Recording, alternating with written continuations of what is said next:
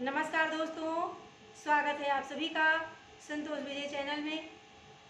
आज मैं आप सभी को भगवान श्री कृष्ण की एक बहुत ही मधुर लीला सुनाने जा रही हूँ। एक बार कैलाश पर्वत पर भगवान भोलेनाथ बैठे हुए थे और नारद जी का आगमन हुआ। नारद जी पहुँचे, नारायण नारायण नारायण की आवाज़ लगाई। भोलेनाथ ने पूछा, कहो नारद, कैसे आना हुआ? भगवान भोलेनाथ से नारद जी ने कहा, प्रभु, हमारे गोकुल में नंद के घर में भगवान श्री कृष्ण का अवतरण हुआ है, जन्म हुआ है, लाला का जन्म हुआ है, तो मैं आपको बधाई देने आया हूँ। भगवान भोलेनाथ खुश हो गए। उन्होंने उनके मन में कन्हैया के बाल रूप का दर्शन करने का बहुत ही मन हुआ और उन्होंने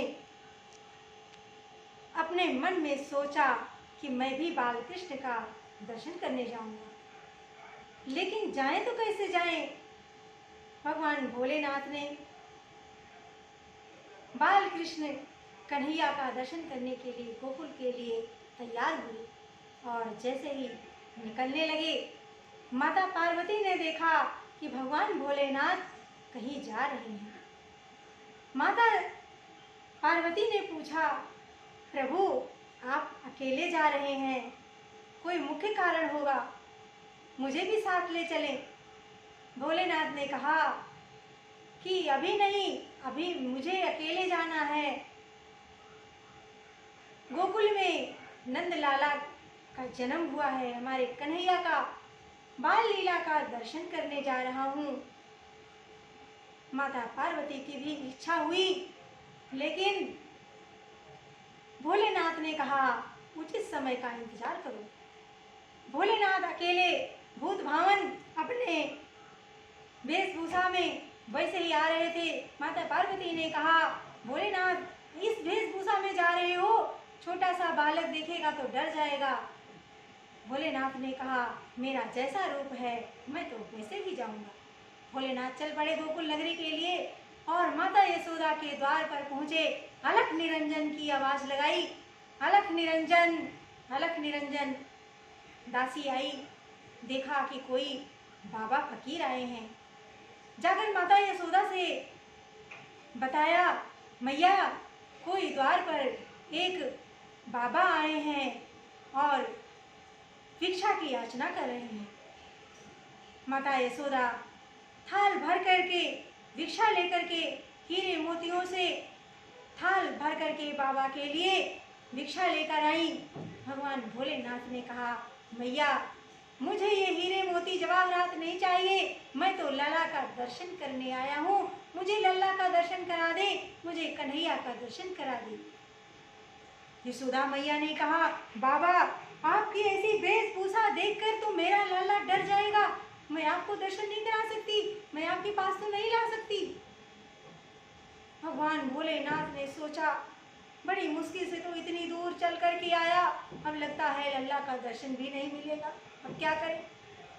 भोलेनाथ ने कहा, मैया, ये हीरे मोती तो आप मुझसे और ले लो, मैं आपको और दे देता हूँ, ये मुझे नहीं चाहिए, मैं तो बिना लल्ला का दर्शन किए नहीं जाऊंगा।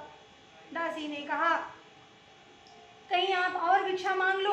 भोलेनाथ ने कहा, मैया, मैं एक ही दरवाजे पर जाता हूँ और यदि जो भी भिक्षा मिल जाती है मैं वही ग्रहण करता हूँ, मैं दूसरे दरवाजे पर नहीं जाता, मैं तो यहीं बैठा रहूँगा और मैं जब तक लला के दर्शन नहीं कर लूँगा मैं नहीं जाऊँगा। भगवान भोलेनाथ हट गए। मैया यशोदा अंदर गई, अब क्या करें? उन्होंने कहा, मैं लल्ला का दर्शन तो नहीं करा सकती, मैं क्या करूं? यदि ये संत, ये बाबा यदि हमारे दरवाजे से यदि निराश लौट गए तो उसका मुझे पाप लगेगा और लल्ला का दर्शन मैं करा नहीं सकती। असमंजस में पड़ गई, क्या करें? इतने में एक बूढ़ी माता बाहर से, गांव की ग्वालिन दौड़ती हुई आई और कहा, मैया, तेरा लल्ला रो रहा है, तू क्या कर रही है? सुबह से इतने काम में बिजी लल्ला का ध्यान भी नहीं रख रही? देखो लल्ला कितना रो रहा है, अंदर जाकर के तो देख। जब यशोदा मैया गई तो देखा कि कन्हैया जोर जोर से रोना शुरू किए हैं। ने मैया ने कहा इसे लल्ला को बाबा को दर्शन करा दे, लल्ला चुप हो जाएगा। माता यशोदा ने डर गई, नहीं मैं इस बाबा को कैसे दर्शन करा दूं? इनके तो शरीर में भूत बावन सर्प बिच्छू और इतनी बड़ी बड़ी जटाएं, मेरा लल्ला देखेगा तो डर जाएगा। मैया मैं कैसे दर्शन करा दूं? इतना कहकर दासी ने कहा कि मैं तो काशी नगरी की हूँ, मैं बाबा को जानती हूँ। ये बाबा जैसे दिख रहे हैं ऐसे नहीं है, ये तो त्रिलोकपति हैं। उनके चरणों में गिर गई और गिर करके नतमस्तक हुई, प्रणाम किया और कहा मैया दर्शन करा दे, बाबा का आशीर्वाद दिला दे। बाबा वहीं पर, फिर भी मैया यशोदा को विश्वास नहीं हो रहा। वो अंदर चली गई, वहां जाकर के लल्ला खूब रोने लगा। माता यशोदा ने सोचा बाबा ने कोई जादू टोना कर दिया, क्या करे। बाबा तो धुनी रमाकर वहीं कुछ दूर में ही मैया के बाहर ही बैठ गए। मैया यशोदा ने कहा कि देखो मेरा लल्ला चुप नहीं हो रहा, रोए जा रहा, क्या करे। किसी दासी ने कहा किसी संत को बुलाना पड़ेगा, झाड़ फूक कराना पड़ेगा, पता नहीं मेरा लल्ला चुप नहीं हो रहा। माता यशोदा की दासी बाहर निकल के देखी तो वही बाबा बैठे हुए थे। जाकर के बताई मैया जो बाबा आए थे वो गए नहीं हैं, वहीं बाहर ही बैठे हैं, क्यों ना मैं उन्हें ही बुला लूं। लगता है वो बहुत ही ज्ञानवान पुरुष हैं, बहुत ही जानकार हैं, तो मैं लल्ला को उन्हीं को दिखा लेती हूँ। बाबा को बुला कर लाई दासी और कहा कि मैं दूर से ही आशीर्वाद दिला दूंगी। यशोदा मैया ने कहा मैं गोदी में तो नहीं दे सकती, हाँ दूर से आशीर्वाद दिला। अब मैया यशोदा लेकर के दूर से खड़ी हैं लल्ला को। भगवान भोलेनाथ देख रहे हैं, छवि को देखते ही मन मुग्ध हो गए। हृदय में विदारक थोड़ी देर के लिए तो वो जैसे भाव में चले गए, स्तब्ध रह गए। फिर जल्दी से होश आया, कन्हैया ने झटका दिया। यशोदा मैया ने कहा बाबा मेरे लाला जब से आप देख करके गए तब से चुप नहीं हो रहा, रोए जा रहा, इसको आशीर्वाद दे दो। यदि आपको हस्तरेखा देखनी आती है मेरे लल्ला का, हाथ देखकर बता दो। क्या आपको हाथ देखना आता है? भोलेनाथ ने कहा कि हाँ मुझे हाथ देखना आता है। जैसे ही भगवान भोलेनाथ ने लल्ला का हाथ देखा, कहा कि आप तो बहुत ही भाग्यवान हैं, जो त्रिलोकीनाथ आपकी गोदी में आकर के आपको कृतार्थ किया है।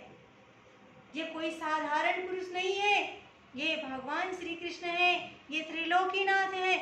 कन्हैया ने सोचा लो अब तो बात बिगड़ गई, भोलेनाथ तो लगता है सब कुछ यहीं पर गड़बड़ कर देंगे, सब बता देंगे, अब मैया मुझे भगवान मान लेंगी। भोलेनाथ ने कहा कि और तो और। मैया यशोदा ने कहा कि बाबा इसकी शादी वादी होगी कि नहीं, इसको बहू मिलेगी कि नहीं।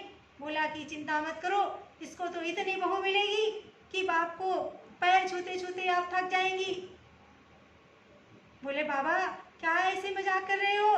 बोले हाँ इसको 16,108 पत्नियां मिलेंगी,